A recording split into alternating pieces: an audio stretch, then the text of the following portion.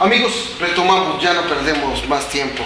Estábamos platicando, Eduardo, sobre este asunto. Tu aspiración, me estabas platicando sobre las leyes, cuáles nos faltaron, así de rapidín, porque queremos, además, que nos hables sobre lo que tienes planeado al interior de Acción Nacional. La diputada Ana Ledesma presentó 2 iniciativas para que el Poder Ejecutivo, el 50% también, las mujeres tengan el nivel de secretarías, ¿no? Entonces, Sí. Y en los... De manera obligatoria ya. Sí, en los organismos públicos descentralizados como el Instituto de Pensiones del Estado, ¿no? O sea, de manera paritaria, que las mujeres también accedieran a esto, ¿no? Hubo una reforma al Código de Derechos que hizo el diputado Domingo Baena, que allí ajustamos la disparidad que se le cobra a los estudiantes por distintos trámites en los tecnológicos del estado de Veracruz, que te encuentras que un mismo trámite cuesta en Naranjos, por decirlo, 5 salarios mínimos, y en Coatzacoalcos cuesta 60 o 70. Entonces se hizo un proyecto para homogeneizar los costos que deben pagar los estudiantes. Ahí es un beneficio de los estudiantes que están en los tecnológicos. Entonces eso fue el primer periodo ordinario de sesiones, más o menos. Bueno, el diputado Ramentería, Ana Ledesma, el diputado Jorge Vera, Joaquín Guzmán, Hugo Fernández, son los que presentaron todas estas iniciativas de ley. El diputado Román Jiménez el martes presentó una de las mejores iniciativas que ha presentado Acción Nacional. Cuando se divorcian las mujeres ya en edad adulta y el hombre se vuelve a casar, por lo regular con alguien más joven, las mujeres quedan desprotegidas económicamente, no tienen pensión, no tienen nada, y le hicimos un ajuste para poder tener un asunto de justicia social con las mujeres, más allá de la equidad de género. Entonces, esa la acabamos de presentar en este segundo periodo ordinario, y de las que se han aprobado pues son esas 3 que te comenté: la que presentó el diputado Hugo Fernández del nombramiento del Contralor en los ayuntamientos, el diputado Ramentería de quitarles los requisitos de tener un título a los tesoreros en estos municipios, y la tercera, que es poner en letras de oro el nombre de Octavio Paz en el Congreso. Ok, retomando la charla, Eduardo de la Torre, pues eres coordinador de asesores ahí en el grupo legislativo del PAN, ¿verdad? Sí. Ok, tu propuesta al interior del Partido de Acción Nacional, ¿por qué tú? ¿Por qué no otros? A ver, ¿qué te hace diferente a ti de cualquier otro hombre que aspire a dirigir los destinos del Partido de Acción Nacional? Tengo una idea muy clara de lo que necesita Acción Nacional hoy: elevar la calidad de la democracia, perfeccionando o eliminando las conductas que se han adquirido del PRI, fundamentalmente.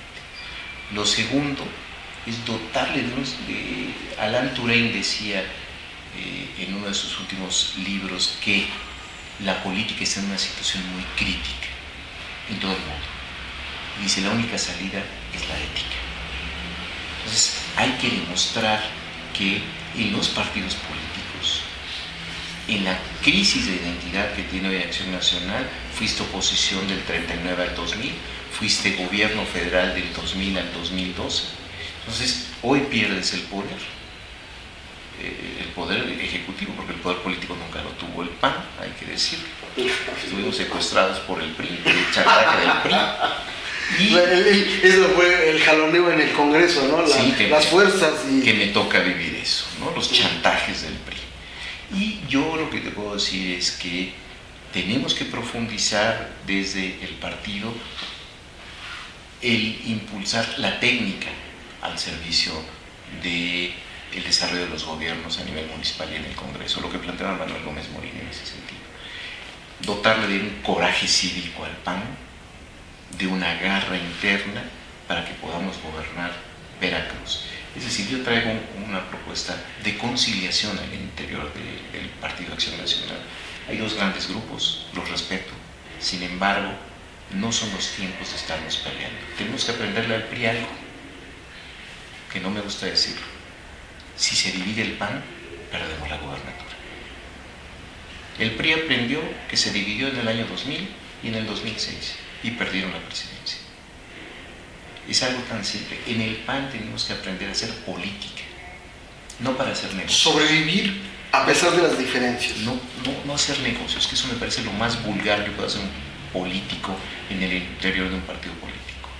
Es decir, convivir con lo inconvivible es un asunto de filigranas y tienes que anteponer tu ética en ese sentido. Lo político es el conflicto y la política es la civilización de ese conflicto. Tenemos que aprender a dialogar, tenemos que aprender a ceder también, a dialogar, a pactar, a escuchar al otro y a servir, yo creo. Que no se cobre. Es que esa es la esencia de la política. Se da la oportunidad de hacerte una pregunta que siempre he querido hacer, hermano, y yo quiero que me la respondas. Llegará el momento, así como tú lo visualices, abrazando a la ética, abrazando al servicio y apostando por transformar y dignificar la política, como tú si bien lo haces. Dime una cosa, ¿habrá la oportunidad en la que este tipo de cargos, diputados, alcaldes, gobernadores, presidente de la República, pudieran ser honoríficos para que dejaran de estarse peleando por el recurso económico, por el dinero? Tú dime cómo lo visualizas. Yo creo que no. ¿Por qué no honorífico? Porque es como el desarrollo profesional. Hay políticos profesionales que viven de eso, como un doctor, como un arquitecto, como un abogado. Sí se les debe de remunerar, no con los altos sueldos que se tienen, no con las compensaciones como estos magistrados o como los magistrados locales electorales, que son una vergüenza. Se ampararon contra la reforma electoral para seguir en el hueso.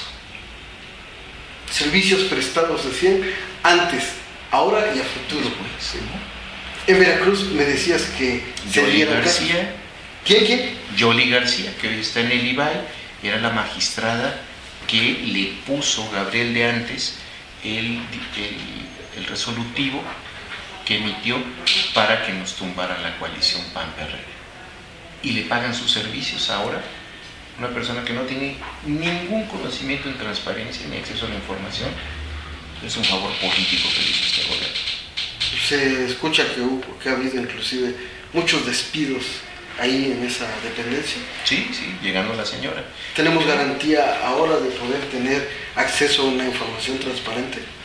La están llevando ahí porque hoy el IFAI tiene un rol muy importante para que los partidos políticos digan o muestren cuál es su información pública que deben demostrar a cualquier militante, porque hoy se le incrementan los derechos de los militantes. Le vas a poder exigir a los dirigentes estatales que rindan cuentas, que les doten de información que antes les negaban.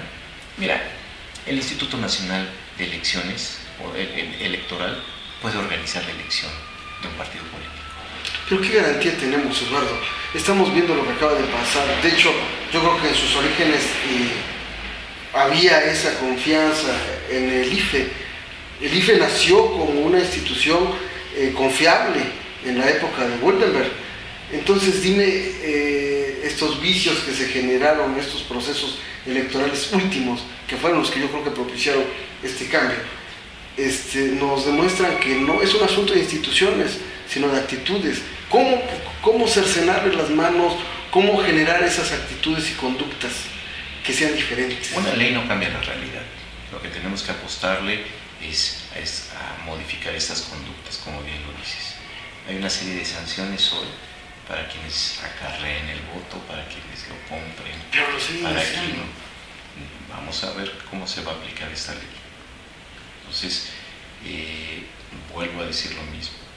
Los políticos, como en Veracruz, hacen lo que quieran, lo pueden depredar, lo pueden endeudar, lo pueden llenar de sangre con el problema de seguridad pública, le pueden dotar de una carencia de visión de lo que es Veracruz a futuro, le pueden negar el desarrollo, porque tenemos políticos que son porros, y porque no tenemos una ciudadanía que pueda exigirle a esta clase política. ¿El PAN que tú podrías dirigir tendría alguna propuesta para abatir la corrupción y la impunidad?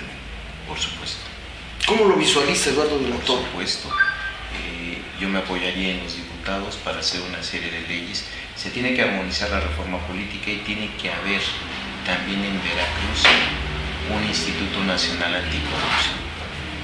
Instituto Nacional Anticorrupción. Y eso tiene que haber en Veracruz también. Un instituto estatal que combata la corrupción. Porque hoy se tolera. Hoy la corrupción se disfraza con traicionar la confianza, la lealtad del gobernador. No queremos. Hermano, ¿no era ese el papel de las contralorías? No, pero es que aquí no hay contraloría.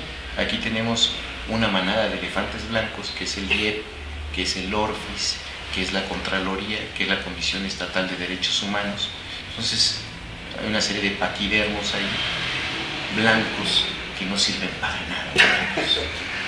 Eduardo, mira, el tiempo nos volvió a jugar otra mala pasada. Contigo enriquecemos mucho nuestro espacio, nos llenas de mucha información, siempre tienes una respuesta atinada para cada cuestionamiento y queremos volverte a comprometer que estés con nosotros. Creemos que tu proyecto es algo muy sólido y que tal vez generaría un gran apoyo para la sociedad en su conjunto, no solo para Acción Nacional. Eres un tipo valioso y lo hemos visto en los posicionamientos que cotidianamente tú manejas a través de los medios de comunicación. Así que te invitamos a que escuches Zona de Construcción, porque vamos a repetir esta entrevista y te comprometemos para que estés con nosotros próximamente. Pero nada más te quiero decir una última situación. Entro a la contienda, como lo dijiste, para competir, para romper con la tradición de los grupos y para que esta contienda sea real en el PAN de Veracruz. Pues ahí está, los panistas que quieran verdaderamente una transformación de su partido político, ahí está la propuesta de Eduardo de la Torre. Esperemos que otros contendientes nos brinden la oportunidad de saber sus posturas, porque yo creo que también valdría la pena enriquecer esto, pero por lo pronto, de veras que creemos mucho en lo que está haciendo Eduardo de la Torre. Amigos de Zona de Construcción, el tiempo nos ganó. Agradecemos a todos ustedes que estuvieron con nosotros y a través de ustedes comprometemos a Eduardo de la Torre Jaramillo para que esté nuevamente aquí con nosotros. Eduardo, de veras, es un placer tenerte con nosotros y estamos de regreso aquí en Zona de Construcción. Gracias. En el resumen, nos renovamos y estamos trabajando constantemente para usted, ofreciendo la información relevante y oportuna de Veracruz, México y el mundo. Soy Rafael Palacios. Soy Daniela González. Acompáñenos de lunes a viernes a las 8 de la noche en zona-enconstrucción.com. Zona en Construcción, con todos los engranes de la información.